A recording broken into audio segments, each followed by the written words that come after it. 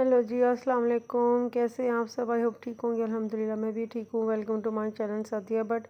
आज मैं लेकर आई हूँ आपके लिए ब्रेकफास्ट में इतने यमी सैंडविच।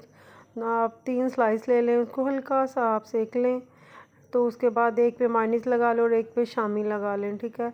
उसको स्प्रेड कर लें अच्छी तरह, ये सारी शामी को भी। उसके बाद उसमें हल्की सी बंद गोभी वो लगा लें आप। तो सुबह सुबह आपको इतना हेल्दी ब्रेकफास्ट होगा आपका।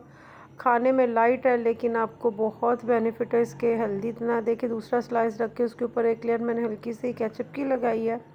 उसके बाद जो है ना, स्लाइसों को मैंने ऑयल नहीं लगाया हुआ, वैसे सेके में उसके ऊपर अंडा फ्राई किया हुआ, बहुत कम ऑयल में मैंने फ्राई किया। उसके बाद सलाद के पत्ते मैं इसके ऊपर रख रही हूँ। उसके बाद ये जो मैं खीरे हैं वो ज़्यादा क्वांटिटी में लगा रही हूँ, ठीक है। बहुत यम्मी बनेगा ये, आप ज़रूर ट्राई कीजिएगा। उसके बाद मायोनीज हल्का सा लगाया एक स्लाइस पे, तो इसको उसके ऊपर रख के इसको अच्छी तरह आप कट कर लें।